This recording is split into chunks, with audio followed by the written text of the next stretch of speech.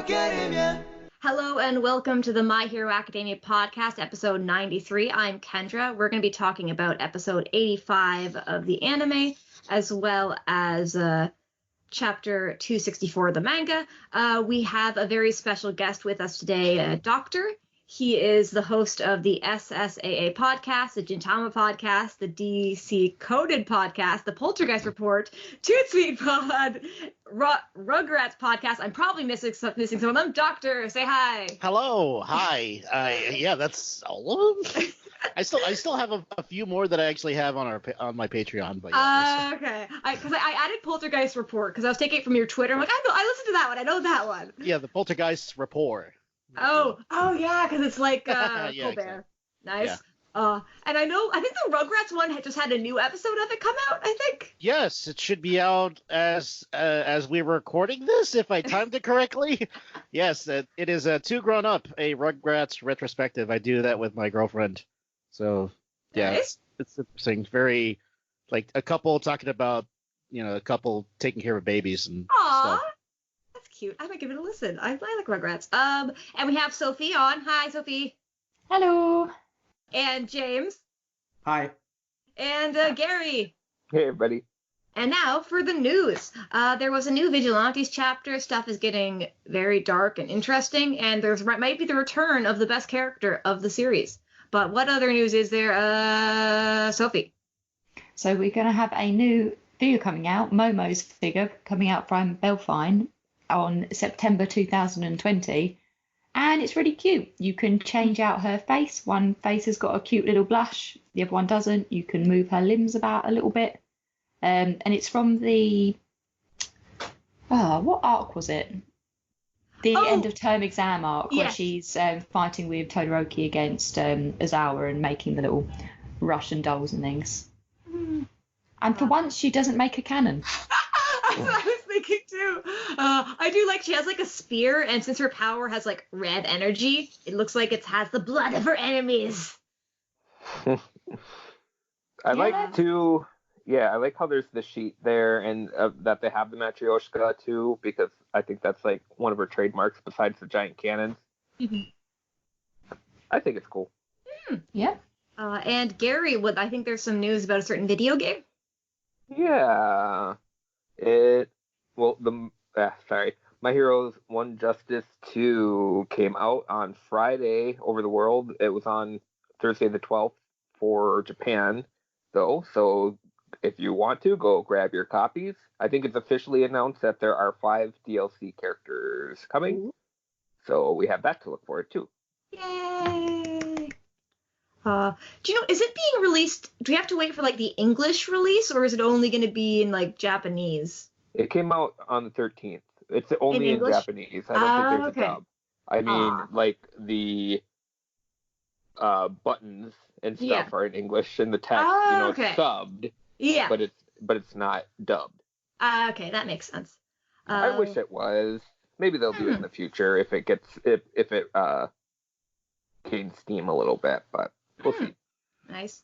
And any more news? I don't think so. Woot. Okay, so we're going to hop right into episode 85 of the anime School Festival Start, which covers chapters 178, 179, and 180. We get a little bit of a recap, not near One Piece levels of recap, but it's just basically explaining why Deku's fighting Gentle and why he's holding a beam. And I was just wondering, was Hawks in the opening before? Yes. Okay, because I was just watching through and I just noticed him like kind of standing to the side of Endeavor at one point. But before actually going to the fight, we actually cut to Kendo getting dressed as Monomo laughs hysterically and evilly. And I like that Tetsu and Weldy are there as like super, like I think they're kind of there as like Monomo's like guides or chaperones, basically, making sure he doesn't do anything dumb. And I legit forgot. Like the person who was helping Kendo get dressed, I thought it was Nijiri's friend, but it's actually Reiko. And we learn her quirk in the anime for the first time, Poltergeist. So I like to call her Ghost Girl. I want to say, like, I think the name is sort of like a giveaway that she's like a ghost. Yeah, because like Yes. Ray, I believe, or is like the way you spell it or something like that. Yeah. Because like Ray is, I know, Zero, so it makes me think of Ray from Evangelion. But I think like it definitely it's like it's a ghosty name. And all I remember is that her English voice actor is named Ryan Reynolds. I'm a bit disappointed that they didn't give her any like quirky type of speech. I think they probably will do in the dub. Mm-hmm. I do like that her hands are just like, she just holds them weirdly. It's cute. She's like a T-Rex. It's like the typical, like, whenever they do ghosts, they usually have a little, like, hand, like, I don't know what to call that, like, very loose wrist, like, okay. pose for some reason. Japanese ghosts are T-Rexes. It's concluded. But I think it's very cute.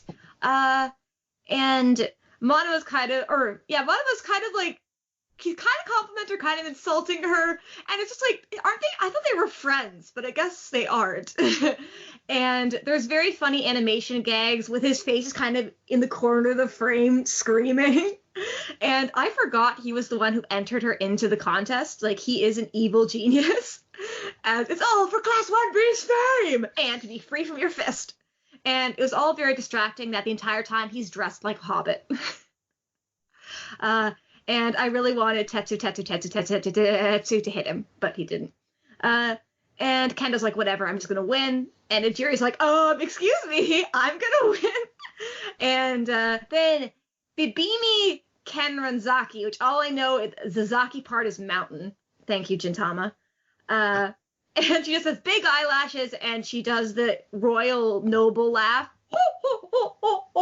which is just the most annoying thing of all time. And she doesn't have her tank right now. And I'm like, I just want to see her with her tank. That's all I care about. And both girls are just like, don't like her at all. We saw it in the last episode briefly. Yes. But I wanted to just... Sorry. Yeah. I liked that Weldy is a bit of a prude. I don't think we knew that before, did we? He's like, that's she's sexy. Yeah, I know. It's not even like a sexy dress. It's just like a boob cut. Whatever that's called, I can't remember. And he's like, it's too provocative. Yeah, calm down. I don't remember him being like so serious, but I'm here for it. It's good. And also, I really want the Bimmy to be playable in Once Justice at some point. Yes.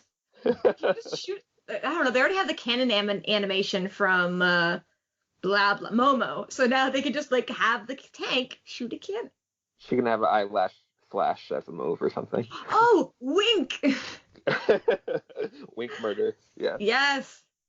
Oh. And then we cut to Mirio in a taxi, and the taxi looks weird, but it's just because it's CGI. And okay, it's really weird. Mirio's sitting at the front, and she's sitting in the back, and I was like, sit together. And Mirio explains basically what's going to happen next. The performance starts at 10, and then the really big thing is the play, which is right afterwards. Then lunch, then the beauty pageant. And Ari's excited to see Deku, and she's so cute. I can't handle it. Like, I just love her in her little outfit. I think we hadn't seen her in the red outfit yet, right? This is the first time we're actually seeing it, besides, like, I guess the opening. And Power Loader is basically trying to convince May to bathe, and she's not having it. And then we cut to Midnight and All Might. And Midnight is a snoop, because she's like, oh, what's that? And it's kind of interesting that Deku needs a permission slip just to, like, leave the school. But I guess it makes sense of, like, cracking down on everything. She's like, oh, he's too youthful. And it's like, I guess youthful means, like, reckless here. I don't know. I've really grown to like Midnight a lot more. I think this is the first time that she didn't, like, apply youthfulness. Oh, yeah. And we actually finally get the title card here. And we cut back to the fight. And I just wrote, the crane is doing a dance. Because it's just, like, bobbing back and forth. And we get the La Brava, use my quirk line again. And I just like Deku trying to, like, carefully put down the beam. But there's elastic traps! And then Deku rides the crane after him. And I like that he can kind of, like, he's able to go along, because, I don't know, Deku's spatial awareness is really good, but they talk about that more later. Sorry. what's his name? Gentle is like, oh, we wanted to save Labrava's quirk for retreat. And Labrava is really kind of brutal, being like, we have a high possibility of failure. Like, no, we're doing this. Gentle realizes that and states that it's a race against time. And Deku uses the walls of air that Gentle created to ricochet his air bullets, and one of them actually hits Gentle whenever like it ricochets it.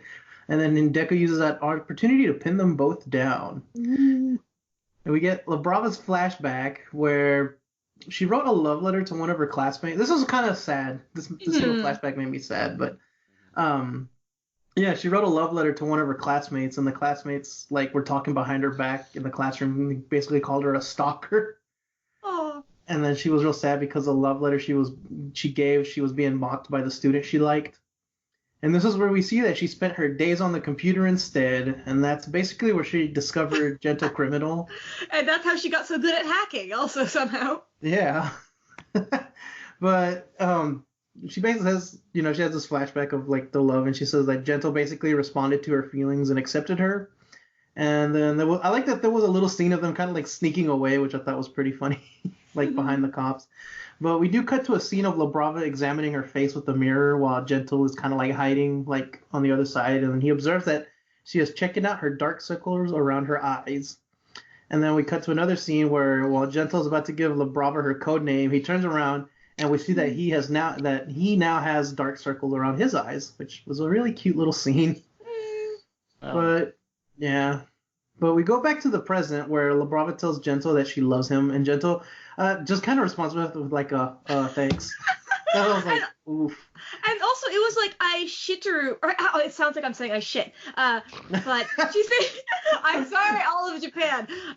But it's also like one of the rarest forms of like saying I love you. It's basically I love you deeply. And he's just like, thanks. At least he didn't say like I know and be like he should be Han Solo.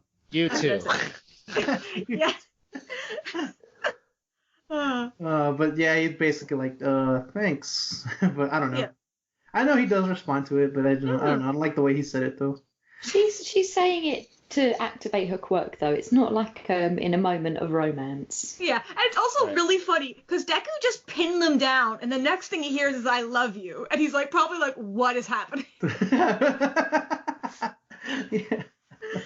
Oh, but we do find out here that her quirk is love, and it says that by murmuring her love, she can power up the person she loves the most for a short time.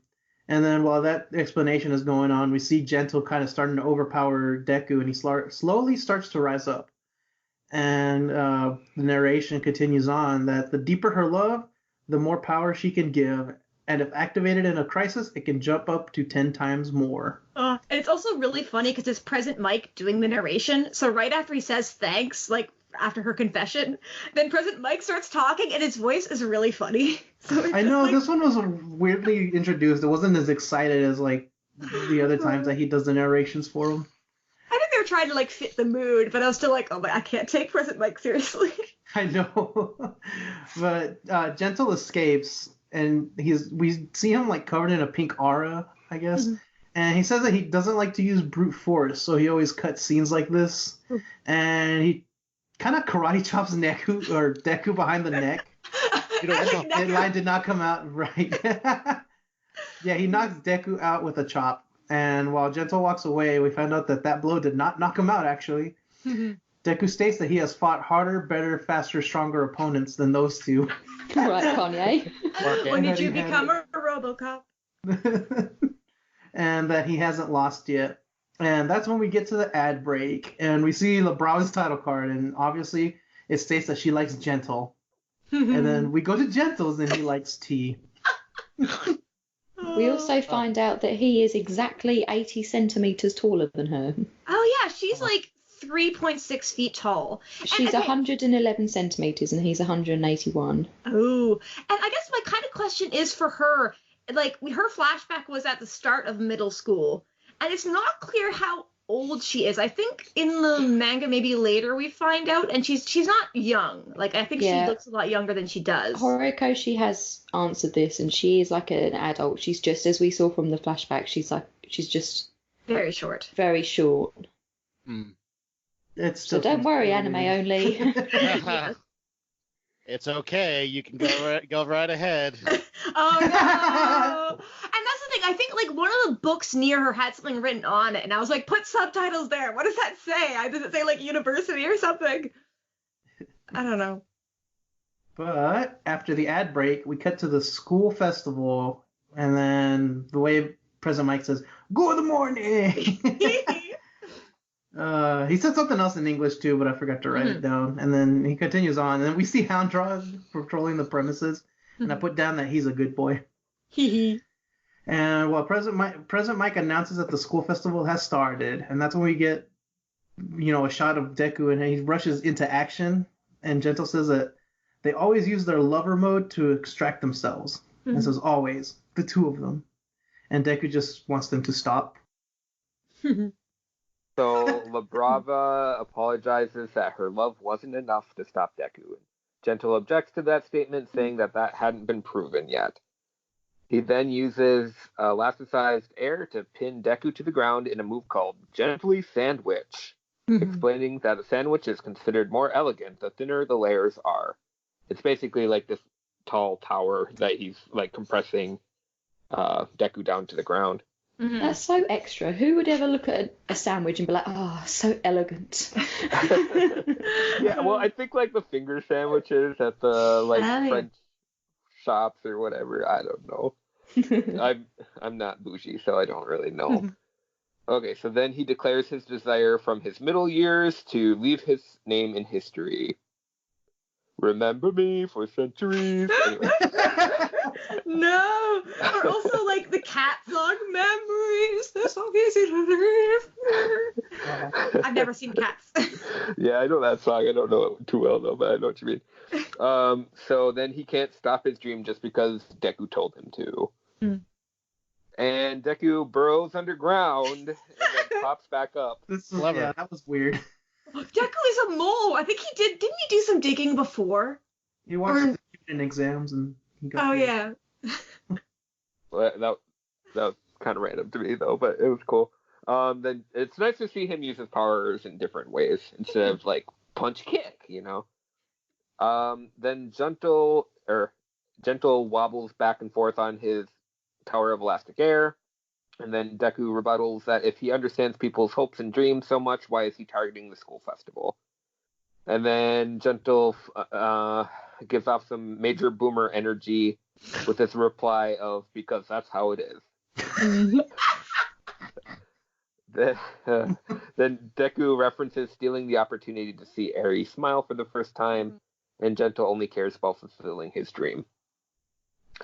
We get a flashback of teenage Gentle now, declaring his desire to become a hero.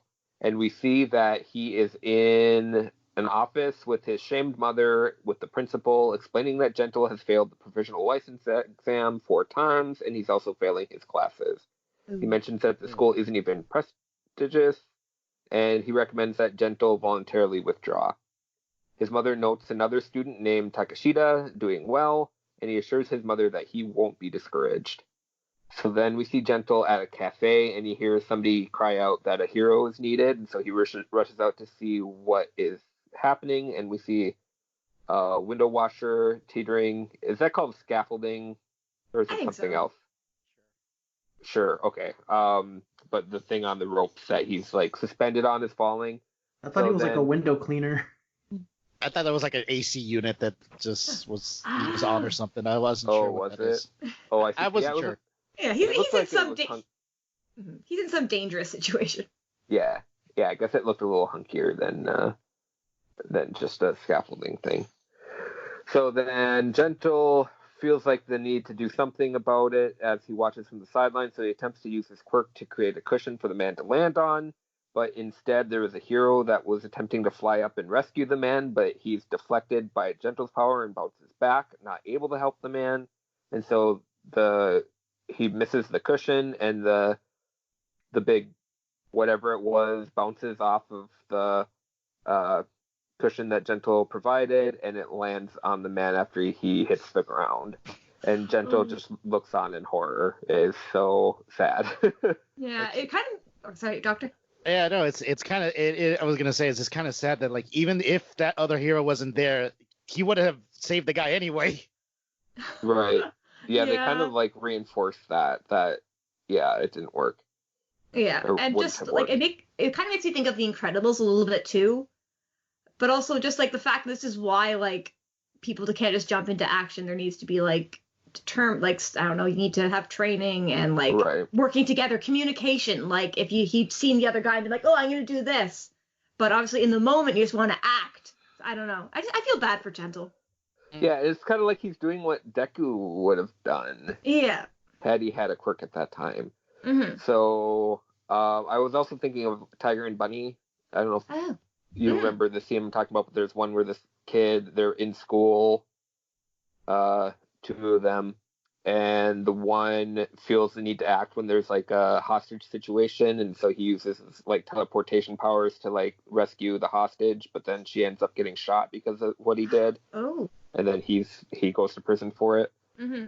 So it reminded me like really heavily of that. Oh. So anyway, we see a montage of Gentle being charged with obstructing a hero rescue, his resigning from the school, and his parents being deeply ashamed of him, including his mother throwing things at him, including a phone. Yeah, and we see his dad has white hair, and I like don't remember seeing his dad at all in the manga, but he probably was there. Yeah, he's very obscured here too. Mm-hmm. Then we see a little bit in the future a staggering 22-year-old Gentle, and he's described as a part-timer, and he's just walking through the street, and he recognizes Takashita and approaches him as his former classmate. And I like Takashida's like random bamboo on his head. I don't know what that was. Yes. I love very his cute. hero design. I wonder, like, because I don't think we even really know what his quirk is. Does he make bamboo? Does he grow really fast? He's slowly? a panda man. Or eating it makes him stronger? Who knows? Yeah, I don't know. Maybe it's bamboo shoot style. Oh.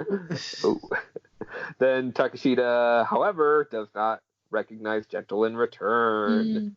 Ooh, and then Gentle takes that really hard. And then after that, we see him aspiring to notoriety as a villain instead, reading a book up on it. So then back to the present, Labrava is concerned as her lover mode has only been used to escape in the past, and that Gentle doesn't like fighting. And Gentle launches off a tree to strike at Deku. Deku catches his punch.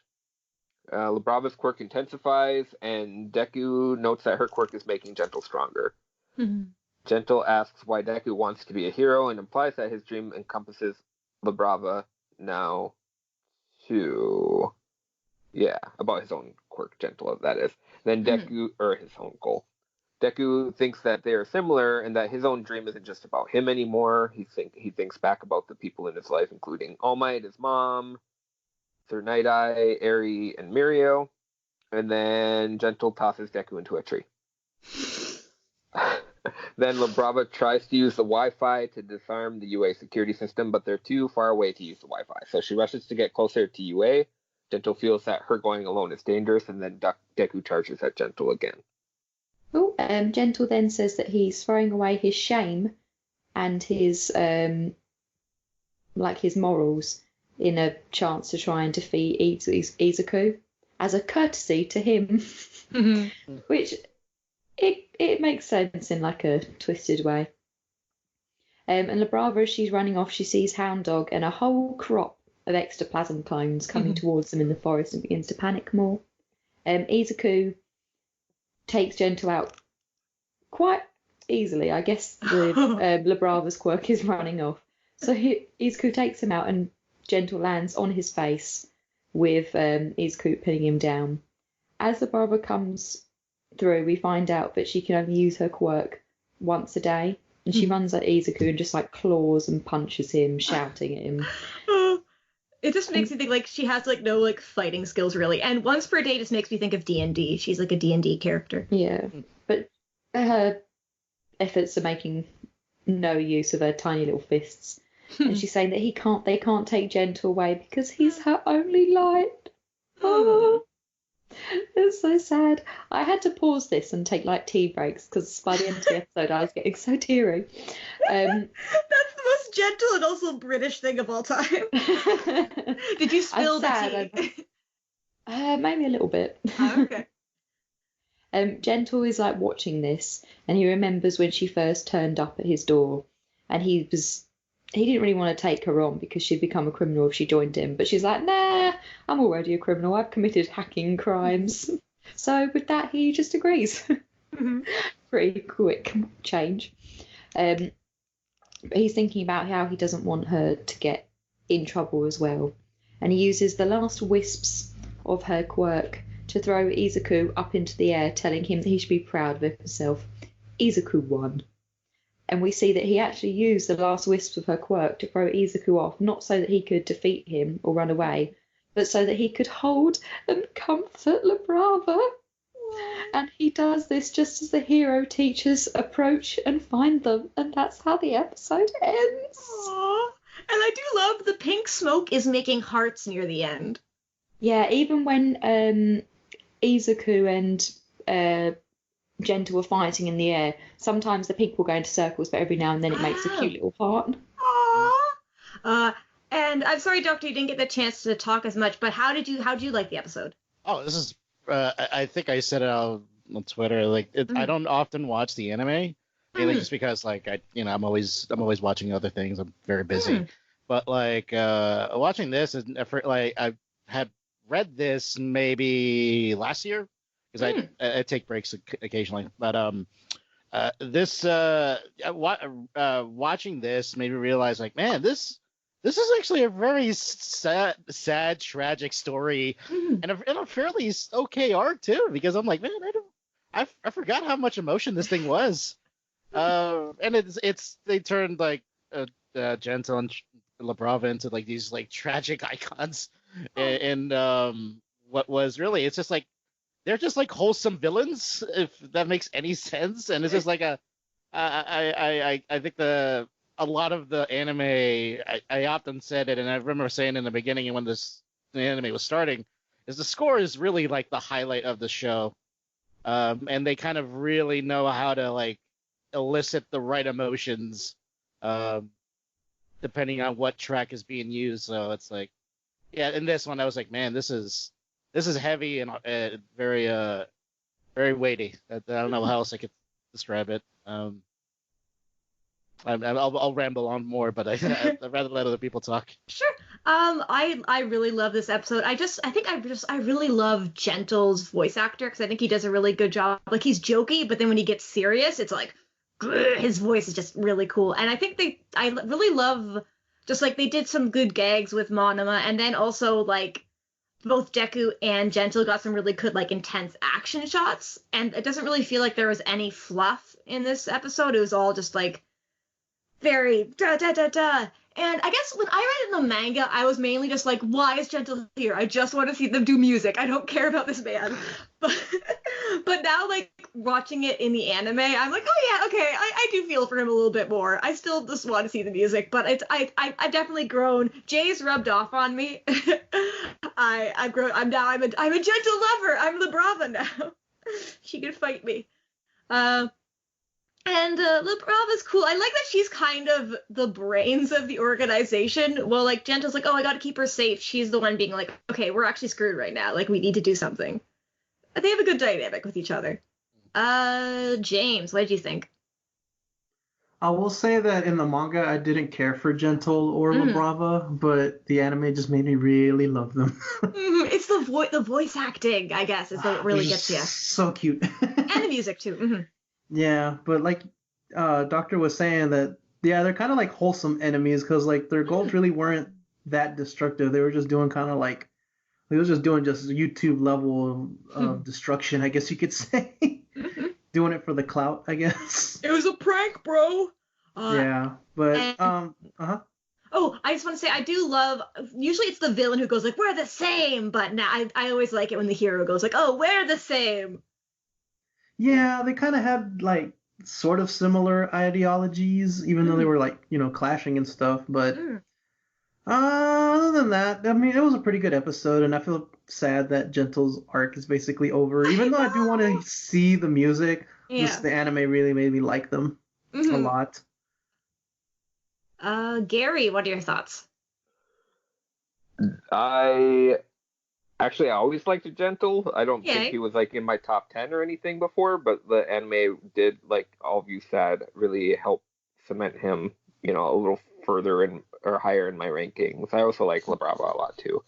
They're like a reminder of kind of more like average people that turn towards villainy. Like they're more similar to the heroes than the other villains that we've seen, because the other villains are just like, we're straight up evil, yeah, so it's kind of nice to see like somebody who, just because of circumstances, was led down that path, and it's very plausible that they could turn good.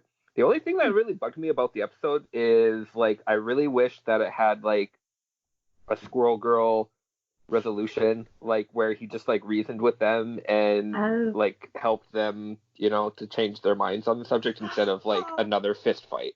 And foot fight. A foot fight. I didn't know at first when like Deku moved so fast. I thought he punched him, and I had to like watch it like really slowly to see that it was like shoot style. Yeah, but yeah, I did like the episode. This is one of my favorite ones in this side of the arc so far. So yeah. And I just want to say I also love Squirrel Girl. She's the best. She could have taken out Gentle just by like throwing squirrels at him, but she legit would. Sorry. Oh, you're good. I was just gonna add as well. Oh no, I forgot it. I did really like that. It's like no one's you're not being mocked here, Gentle, or whatever the line was. I just like and also you're the hardest person I ever fought. Like I because also Deku has to think like he can't do like a power up here. He has to use all of his knowledge. But sorry, Sophie, what are your thoughts? Oh, this is my favourite episode of the series. Yeah. Wow. Yeah. Yeah, I really didn't like Gentle before. And I think it's because in the manga it went through so quickly. I was like, you can't just fail something but decide you want to be a hero and then become a cheap villain. I thought he was just a crap attempt at a Robin Hood character. I was like, you're not giving back to anyone. But I really liked him in this episode. I think it was the LaBrava flashback the most, and where he drew on his eyes because she felt bad about the dark circles around his. That was so sweet. But no, I've gone from disliking him to being quite a fan. Yeah. But I don't have any complaints about this episode. Last episode, I think they kind of drew it out too much, but I agree with you, Kendra, that it was all paced really well through this episode. And I didn't even think, I want to see what the kids are doing, because I didn't care. It was so good. Nice. And I think on previous episodes, maybe at the start, you would do fancy food rankings, and I feel like we should bring that back, because Gentle's fancy. But you don't have to. Yeah. Okay, never mind. I'm going to give this 5 fancy sandwiches out of 5. That's what it's posh sandwich. Yeah. 4.5 fancy sandwiches for me. I ate a bit. I ate, yeah. I took a little bite. I remember Princess Bite. I remembered what I was going to say about it. Gentle's flashback especially like affected me. I really appreciated that, like especially like his look of horror and kind of realizing, hey, maybe I'm not cut out for this. And it's so sad. Got my heartstrings. And I remember in the manga, I really like LaBrava's side of it more. So it's kind of like reversed for me. Like I really like Gentle's side of it. Of course, I like LaBrava's, but it wasn't anything that was added to it that made it more impactful for me from the manga. So, yeah, I don't know. Really cool. Yeah, it really makes me want to see these characters again. Because like it feels so short, and I don't know. Are any other parting thoughts before we jump into the manga, which will be a live reaction for some of us? Nope. I don't think we're good. Their time feels as short as LaBrava. Woot. And that's it for the anime section. We're going to move on into the manga. This is my hero academia. Okay, and this is the manga portion. So this is My Hero Academia official chapter number 264, entitled One's Justice. And we start off with the hero. It's the name of the game. Yeah. Sorry. We can see the heroes at 800 meters southwest of the hideout and also 1 kilometer west of the hideout. They are covering all bases. I will say that I just love that it says "Do not enter," and they're just like, "Whatever, we're going in." rules do not apply. Nope. And we can see, do we know this hero, or can I just call them, they're wearing a crown, so I'm going to call them the Rock Prince hero. They definitely look like there's some old show that had a crown like that. So they're super, it's like, I don't know why I get not Saint Saya Seiya vibe. I get those kind of vibes. I was thinking She-Ra, but anyway. Oh, yeah. But Magic Rock Princess, I like it. Yeah. Or Prince, yes. But I feel like he's probably, with all his rocks there, he's saying, here we go. Maybe he's trying to like block the whole thing up so they can't escape. Or limit it so maybe one person can come through at a time. But if you're going to stick all those rocks there, if there's a villain that's got a quirk similar to Bakugo, if he just exploded those, it could potentially do more damage to you if you're on the other side. And it's so few rocks, too. Yeah, I'm sure there are big ones, but... Anyway, and then we go to the underground sanctuary assembly hall. And everyone's shouting, Redestro! Redestro! Oh, I can see his smarmy face as he's grinning. Yes, I can hear you loud and clear. What is it? As if he doesn't bloody know.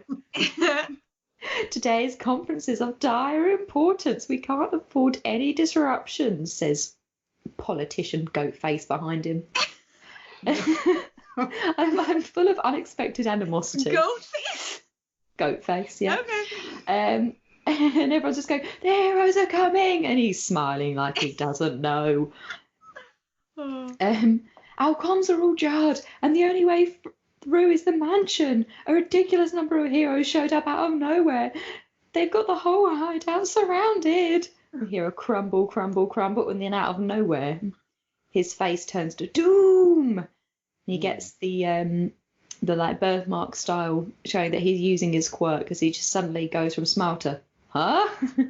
And then we see Cementos bending down, shouting, stellar work, Charge. He gives a stellar work, Charge. I think he's saying stellar work. Charge! No, it's to charge bolt. Oh, Trust me, I had the same confusion last week. Yeah. And he's giving a little thumbs up as he looks behind him. And the reason I wanted these 3 pages, one of the reasons, is because we can see Cementos' bum, and it's square.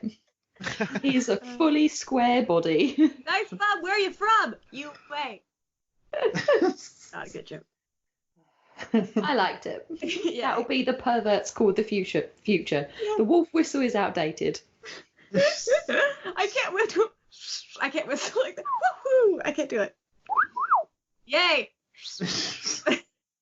Anyways, I was gonna say, what's your other reason, Sophie? Oh, sorry. I don't know. It's just Regestro's face makes me really angry. Like he doesn't know why they're. He obviously knows why they're all there, and they're all anxious, and he's just smiling at them. Does he not know yet? I don't think he knows yet. Oh, he's gotta know. He's in charge. We saw last week their organisation is top notch. He obviously knows, the smarmy bastard. I love the drawing of his eyes. It makes me think of like Mickey Mouse. It makes me think of the horseshoe in Lucky Charms. Oh. I was going to say, I think he's trying to not let the stress get to him, so he's trying to put on this face, but then when it breaks apart, that's like the stress taking over. He's trying to do an All Might with a smile, but no effect here. But we move on to the next panel, and we see a giant wah or wah, and it's like the building is completely destroyed, like with Cementos power, obviously. And we see good old Charge Bolt. He says, "Thanks a lot." It's so cute. And I forgot the villain's name here, but one of the Chin Man. Okay, Chin Man. It says electrification by the looks of it. But how many millions of volts can you withstand? And he pulls out a bunch of tasers. And then we get Edge Shot here. He says Ninpo, 1,000 sheet pierce. And it looks like he went and pierced through a whole bunch of the villains, because there's like a line you gotta follow, and it says like it's just hitting all the villains. Right through the heart, it looks like, as well. Shot through the heart. Right. Well, actually, no. You're to blame, yeah. No, not through the heart, actually. It's a little bit... A bad name, sorry. He's not going through the heart, I'm wrong. He's going like to the right of the spine-ish, it looks like, for most of them. But Brutal. And there's definitely a hornet person, which is interesting for vigilantes. I literally thought that was a bee from Vigilantes for a second, or a hornet from that. Yeah, or I guess, I don't know, is that a bee or a hornet wings? I don't know. Hornet, I guess. I like the guy whose weapon is a broom. Where is that? Oh, yeah. Oh yeah. Dude has like I've got donuts the on his broom, back. stand back. Oh yeah, there's- donut man. All the designs here. Oh, yeah, like, all the designs, I love them just from, like, the backs. Yeah. The only one that I recognize is the woman to the left, like the second person down. She's one of the what are they called? Advisors, Oh. commanders. Yeah. And there's also the Scarecrow from Batman is there. Yeah. Continuing on, Oh, I was right. Shoot. we Sorry. see Chin Man. He's got kind of a gasp in it. It says, headshot says, "I put tiny holes in your lungs. Getting picked up could put you on death's door in that state." And we see Midnight rushing in. She says, "But a nice nap will have you healed in time." And she does this really cool pose as she puts everybody to sleep. Is that a whip or a fan? Or is it a whip moving really fast? I thought it was a whip, but I think it's a fan. It looks very feathery. Mhm. Thwarp all Oh, of she it. has two. She's like Kyoshi from Avatar. Woo! I don't know. I like her. What was that, Doctor? It's like a little thwarp on all of them. Yeah. Yes. And we see, as soon as she finishes her attack, we see Kamui Woods jump in and has an attack called Lacquered Chain Prison. And he's got all those villains tied up with his tree powers. And we see one of the villains says, "This is a mess. Even the regiments are falling to pieces. If we're going to go down, at least take a few of these dogs with you." And then we see the ground and starts turning into mush. Mm. And yep. That's where I love this character. I'm reacting as we read. Sorry, go Oh, ahead. yeah. So it's a Mudman. And Just say Hananuke. Yes. Hananuke. Missing his name.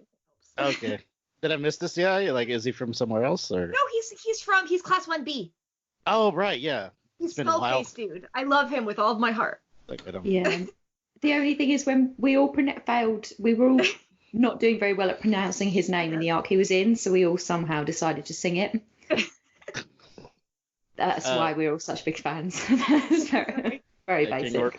King Orca giving like some thumbs up there. We got some of the other villains who are trying to get out of the ground, and they suddenly get mushroomed. What the mushrooms? And how do you pronounce it? Shimage? Shimage, I think. She-mage. Oh, yeah, Shimage. yeah. I like that. But I will say, this just reminds me of Dorohedoro with the N. He can turn people into mushrooms and stuff. Mm. So she's got a scary power if she can go to that length. Hinako Komori. Is she holding dehumidifier? Or she's holding humidifiers, I think? Yes. That's Yeah. amazing. It's probably just to make the mushrooms grow more. Exactly.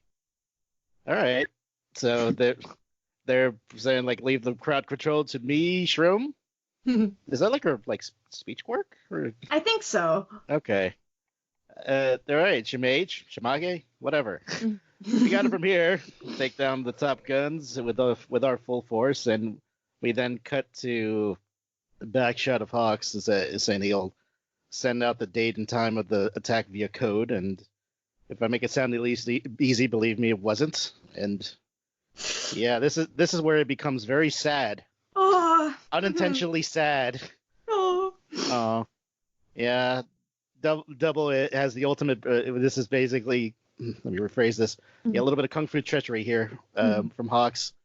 Saying the real threat here was the sheer number of your side, but so I had to keep an especially eye on you and your double. Certainly couldn't leave you to your own devices. And for twice, as I was like, oh man, come on, what's going on, the buddy? I thought we were friends. Aw. Hawks, man, like this entire little scene here is like makes me. I don't know how to feel about the situation. It just like, dude comes off as so evil when it's like, well, he's not, but he's. Yeah. Yeah, but like the situation just is very, very, very gray here. Yeah, the drawing of his eyes is really good. Yeah. Let's go over the liberation ideology before the big conference. You didn't suspect the thing, right? And he has some like Twice has like a couple of feathers like in his face, like, whoa, hey, whoa, hold up, what's up? Like, it's like, hey, please don't resist. I'm gonna capture you and hand over all the authorities. Hand you all over to the authorities. That's how those things works. And oh man, poor guy's like, oh no, let's and he's starting to see like all these like flashbacks of all these other friends that they've lost along the way. Twice is like, no, it's always, why is it always like this? He got me to carelessly lead him on right to everyone. Oh, poor guy. Yeah. Is that? Yeah, it's kind of all of it, really. And we see Overhaul. That's kind of what he's referring to. Right. So we see Twice saying, "Not again," as he cries. Then we see Hawks again looming over him, looking spooky. Twice says, I had to trust you because I felt bad for you. The cage isn't where I belong." We see Hawks saying in flashback, and then a guy with weird like antenna says, "What's a guy with nothing left supposed to do? Find someone who'll trust you." Who? And it's a shot of Duran. And then he says, or thinks friends. Then he says, "How sad is it if nobody trusts you?" And Hawk says, "Well, thanks," as he looks down. Twice. And he's like looking up with his head in his hands. And Hawk says, "You've just been unlucky, but you can make a fresh start once you pay for your crimes. Anyone who helps his friends can't be all bad. I'll even help you start over because you're a good person." And the room is crumbling around them. We still see the feathers kind of in position to pummel Twice as he's cowered in the corner. And he yells, "Shut up! You call yourself a hero? Fresh start? That's a load of crap." And Hawk says, "Stop that." And back to Twice, he says, "Come on." And then Hawk is like, "Baba Gawara, as for what happens to me, I stopped giving a damn way back when. Or way, way back." There we go. And Hawk's saying, "I don't want to fight you, Baba Gawara." And I think he's like trying to appeal to him as like a person, basically. Yeah. And Twice, Baba Gawara, he's just like crying his I think he like ripped it off himself, saying, "Well, good for freaking you." And he just quadruples, basically. And it's very goopy. And even his clones are crying. And like Hawks like grits his teeth as like he has to attack him. And he says, "I trade my soul for the League's happiness." And then Sad Man's Parade. And they're this is just like majorly fucked up. And then we see Hawks just looks sad because I think like he thought that he could get through to him. And he's like, "Twice, this isn't your fault." And we see, as people were thinking, Dobby is heading towards there. As always, scrummy heroes are to blame. Oh, wow. You guys said there was a weird face. Dobby is super scary. Yeah, so that was Dobby thinking that. So he's like on his way to Twice, isn't he? But those are quite sane thoughts to then match up with those eyes. Yeah. I guess the "as always" is interesting here, as that might hint for Dobby. As that could be Todoroki fuel, maybe, or something else with a hero happened. Like even like if Endeavor saved him, but Endeavor like accidentally burnt him or something. Which I don't know. But who wants to? Are there? Okay, I would say you should go first since you have to leave, don't you? I might have to go fairly soon. But I loved this chapter. Like I think it was nice to kind of cut away from Mirko for a little bit because her situation was so intense and like she got to be badass. It's nice to see everybody else. I love seeing Class B. I love them with all of my heart. And I love that Hawks, like for a bit we were just seeing his eyes, and I think he was like almost, because usually he's always smiling, so I think it was kind of him putting on a bit of a front, or just like being like how like Twice sees him, how like scary it is. And then we kind of get it from then more his perspective, and he's like kind of trying to appeal to Twice and be like, because I think Hawks did think they were friends, like he was lying to him, but you're a good person. And Twice just falls apart because, like, I don't know, the League is his family, really. That's like, it just makes me sad. So I don't know. I'm just very worried about what's going to happen. And also, Hawks' tiny wings are really funny to me, and I feel like there must be wings somewhere else because he has way more. Yeah, unless he'd use them on his way to approach True. Hawks, but it feels like we would have seen that. I mean, you do see some of them. He has like some swords in his hands. Oh yeah. I guess some of them are being used there too. So. Because he did something similar with Best Jeanist, right? Or no, there is. I think so. We've seen him do this before when he uses the largest feathers, kind of as like swords. We've seen that. I hadn't really considered with that Twice led. I keep wanting to call him Endeavour. That Twice led Overhaul to the League of Villains, and that was the meeting where Magne was killed, and Twice was such good friends with Magne. I never really considered the guilt that he must feel for that, and so for that to then be brought up again here, I thought was just so genius, and him pulling off his own mask because he was that anguished that he would do something that caused him so much turmoil. Such good characterization, especially with the art, as you mentioned, going from Hawks, where we just see his eyes, to when then he starts to appeal to Twice more as a person, and then we can see his whole face. It's a good stylistic choice. Oh, and I guess Hawks might not have known he could copy himself, that he surpassed that or not. No, I think he knew. Because he said, because even at the start of the arc, when we saw Hawks first trying to talk to Twice, he was saying, like, you're going to be one of the main issues we need to overcome because he's so strong. Okay, sorry. But, it was so good. This is like the only time I've ever predicted something correctly in the series, when I thought that Dubby was on his way to Twice. Yeah! Yay, Dubby! It was so good. I liked seeing, last week I was like, I want to see if Midnight has any more moves than just sending people to sleep. And I know that she's sending people to sleep, but using those fans to like waft the spores towards people is so cool.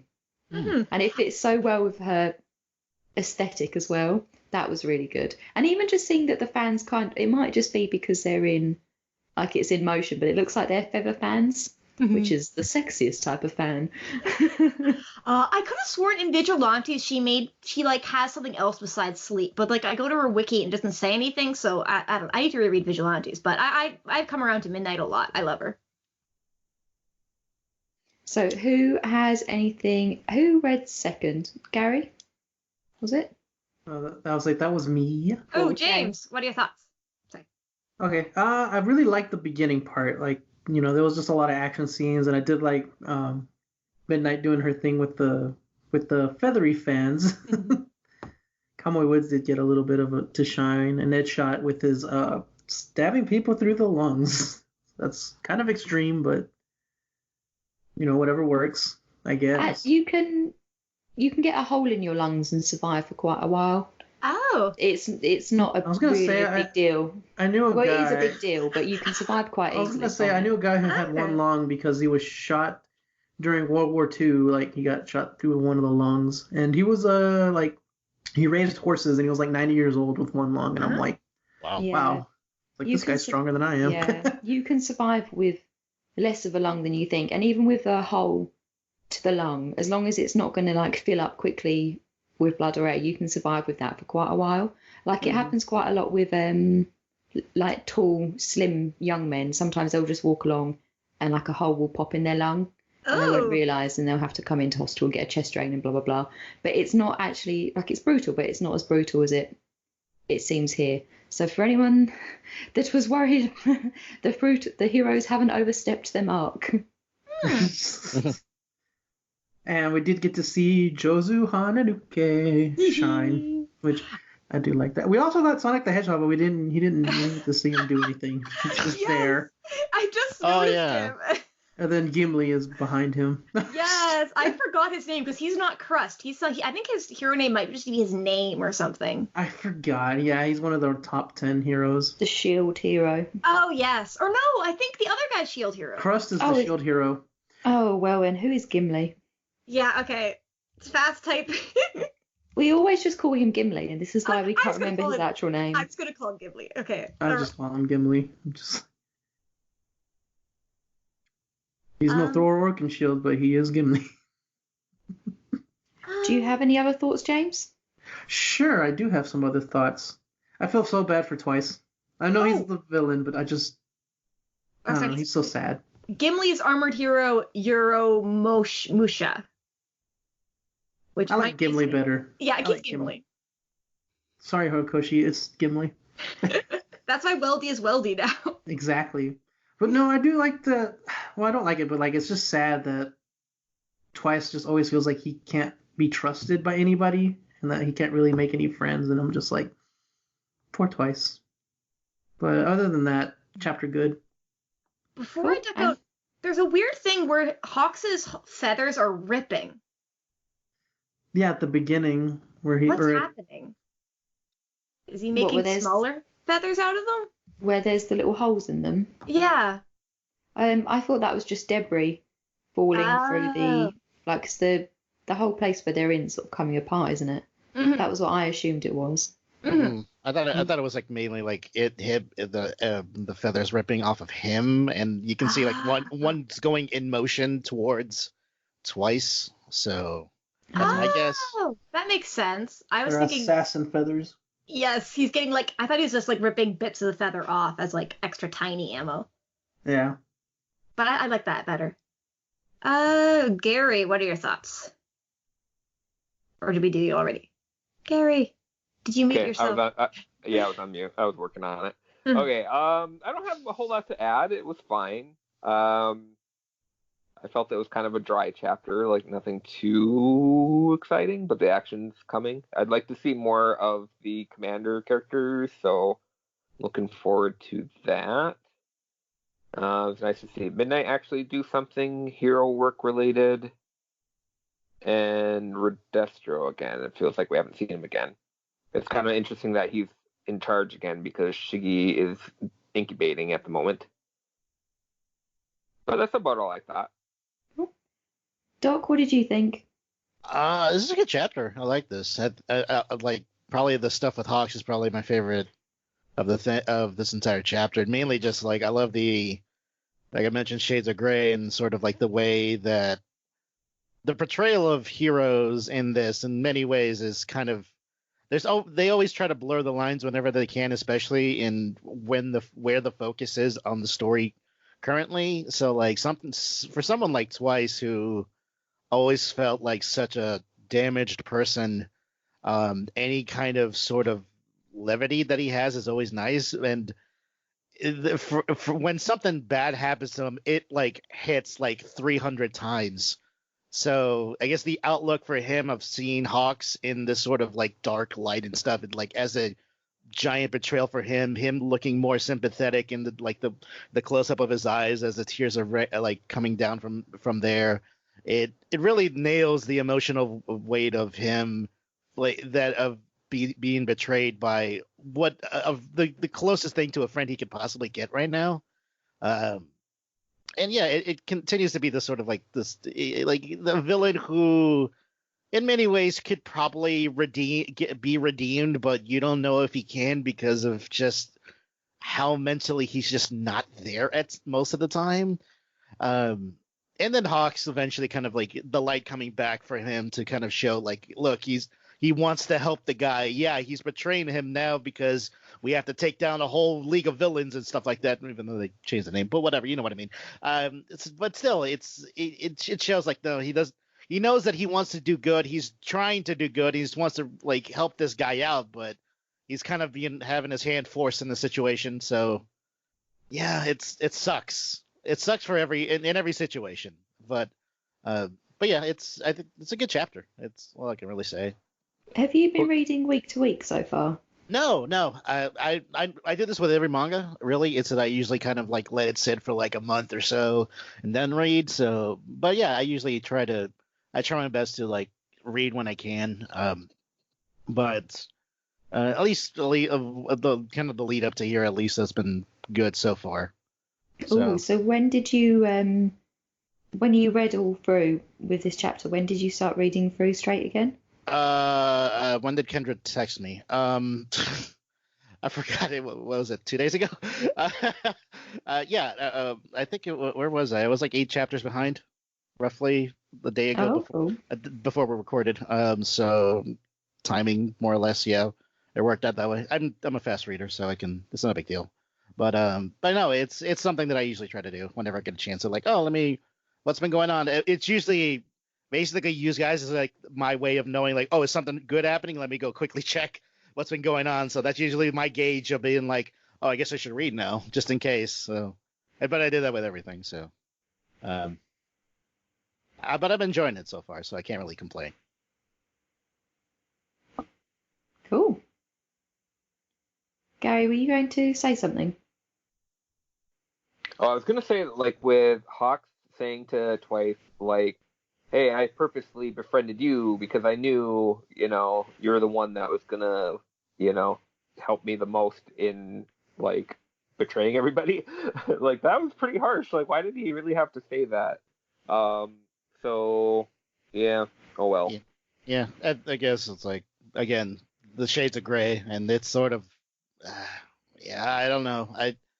I want to say that, like, Hawks, he means well, and he knows, like, you're kind of the simpleton in many ways, is sort of, it's kind of a dick move. But, it's like greater good kind of thing, unfortunately. Yeah, I don't know. He didn't have to say it, is all I'm saying. Nobody looks good in the situation. Yeah. But it's like for dramatic effect, I understand that too. So again, I feel like we're kind of viewing it through Twice's eyes, more or less, as far as like the way Hawks is portrayed in this scene specifically. So I'm not saying it's not, Hawks couldn't look good in this light, no matter what. And I think we've made as the reader to kind of feel sympathy to Twice anyway. So everything that we've seen so far of him has made it seem like, this is the guy we kind of want to root for, but he's also working for the wrong team. So it's hard to feel, it's easy to feel sympathetic for a man who is so damaged, but like, it's like, yeah, but you're also on the bad guy side. So I'm very conflicted. Yeah. He killed a hell of a lot of people. Oh, yeah. A few arcs ago, so let's not forget that. I know. They were trying to kill him. I just realized I was muted. They were trying to kill him as well. So it's just like, and they're also going to kill a lot of people, whatever their plan is. It's not going to be like throwing flowers around. All right. Again, it's just how they wanted to get that emotion from you, and that's kind of how they portrayed it here. Yeah, and Twice I feel like is maybe a lot of people's favorite League member, if it's not Dabby or like Toga. I want to see more of Toga. But yeah, I'm gonna run now, but I love this chapter. Hawks and Twice are probably like, it's like, I don't know, they're like, it's like a buddy comedy, which all of a sudden turns into a horror thing. But I don't know, I look forward to the next chapter. I'm gonna run. You can follow me on Twitter at Sniper of My Heart. Sorry you guys, bye. Thank you so much, Doctor, for coming on. Of course. Bye. Bye. Does anyone have anything else about the chapter that they want to add? I got nothing else. Yeah, me either. Does anyone think that Hawks is... I think Hawks is going to survive this, but I think I'm in the minority.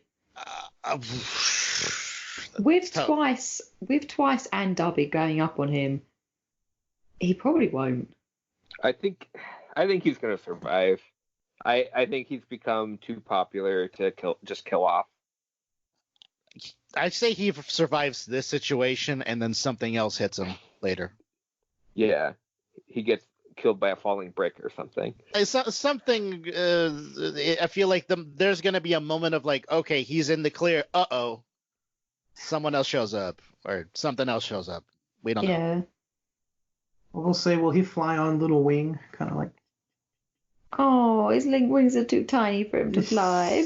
They're kind of like wing nubs right now, so. Yeah. I don't know. I was thinking of this Jimi Hendrix song "Little Wing" when I saw his little wings. He's got buffalo wings at the moment. Cool. So if we don't have anything to add, let's move on to the roundabout. Okay, so thank you very much for joining us this week. My name is Sophie. You can find me on Twitter at Choppers Atlas. Doc, thank you again for joining us this week. Of course. It was lovely to be on again. It's been a while. Ooh. So Where does this arc so far fit in your ranking of My Hero? Because we haven't had you on for a while. ranking wise, oh, that's tough because I would have to rethink everything. It's at least it's so far good. I don't know how to really. I don't know what I could be a good ranking, but I hate always having to like rank stuff most of the time.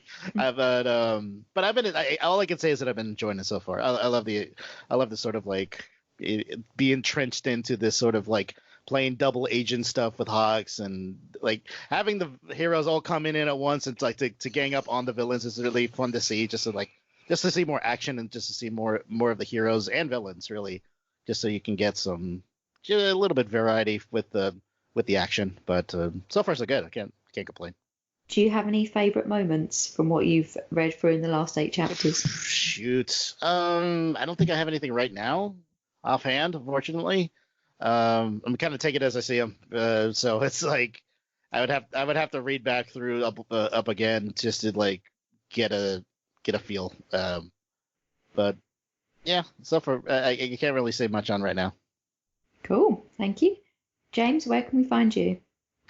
You can find me on Twitter at @ThatOneWelderGuy. You can find my other podcasts at the Kicking Stones podcast at Dr. Stone Pod, and the Weeb Jammin' podcast at Jammin' Weeb. Cool. And Gary? You can find me on Twitter at Wrath of Giraffe. Cool. And you can find the podcast on Twitter at MHAPod, and our email myheropod@gmail.com. Shoot through the lungs and not through the heart. I don't know. And go beyond. Plus Ultra.